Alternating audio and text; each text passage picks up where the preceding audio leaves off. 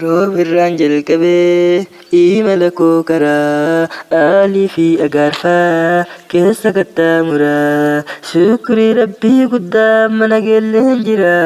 alhamdulillahi kennaa isaa irraa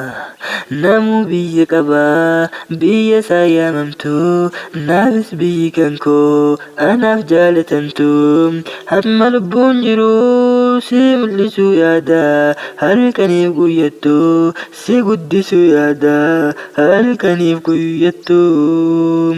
hin mul'atta abshiiraa obsi haadha dhiiraa rakkoo dhufe hundaa obsaan bira tarraa bullaan barii garraa rakkoo hedduu qabdaa kan furamuu qabu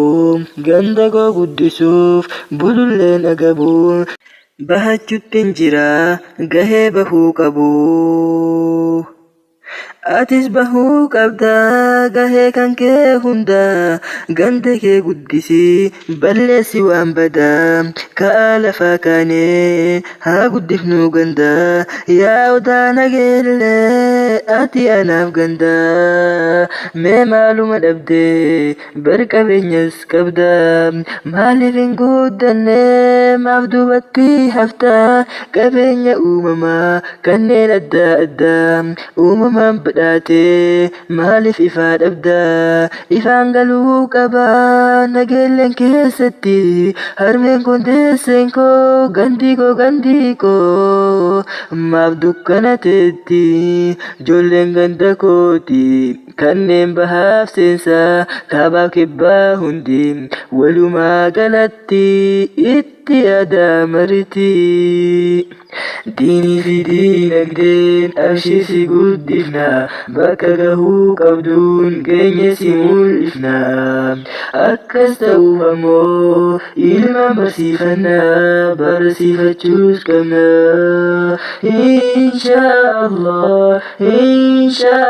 inshaallah galmaan si geenna.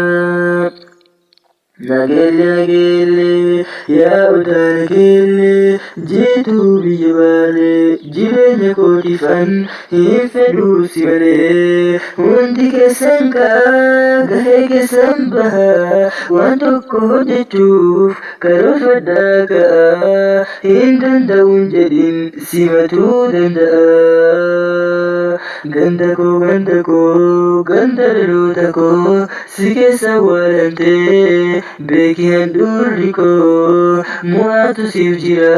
abshiriya ganda koo ergaa xiqqoo tanaa yoo naaf dhageessanii waan dubbadhelleen yoo ni hubattanii itti fayyadamuu kanuma dhaamsinii itti fayyadamaa hubadhaa qalbiinii hojii agarsiisaa wanta dhageessanii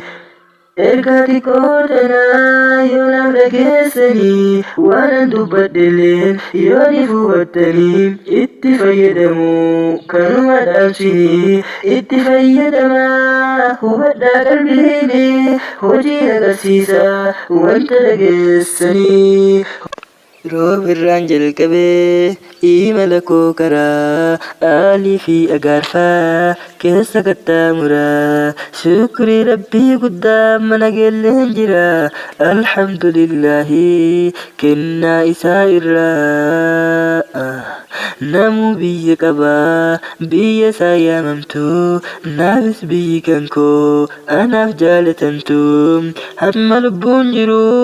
si mul'isuu yaada halkaniif guyyattu si guddisuu yaada halkaniif guyyattu hin mul'atta abshiiraa obsi haadha dhiiraa rakkoo dhufe hundaa obsaan bira tarraa bullaan barii garraa rakkoo hedduu qabdaa kan furamuu qabu ganda koo guddisuuf bululleen agabu bahachuttin jira gahee bahuu qabu. atis bahuu qabdaa gahee kan kee hunda ganda kee guddisii balleessi waan badaa ka'aa lafaa kaanee haa guddifnu ganda yaa odaa nageellee ati anaaf ganda mee maaluma dhabdee bar qabeenyas qabdaa maaliif hin guddanne maaf duubatti haftaa qabeenya uumamaa kanneen adda addaa uumamaan badhaatee maaliif ifaa dhabdaa ifaan galuu qabaa nageelleen keessatti harmeen kun teesseen koo gandii koo maaf dukkanateetti ijoolleen ganda kooti kanneen bahaaf seensaa kaabaaf kibbaa hundi walumaa galatti itti adamariti. Diinii fi diinagdeen abshii guddifna bakka gahuu qabduun geenye si mul'ifna akkas ta'uuf ammoo ilmaan barsiifannaa barsiifachuus qabna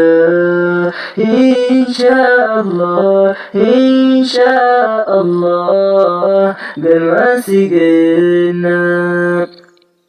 Nageelle yaa odaa nageelle jitu biyya baale jireenya kootiifan hin fedhuu si malee hundi keessan ka'a gahee keessan baha waan tokko hojjechuuf karoorfadhaa ka'a hin danda'uun jedhin simatuu danda'a.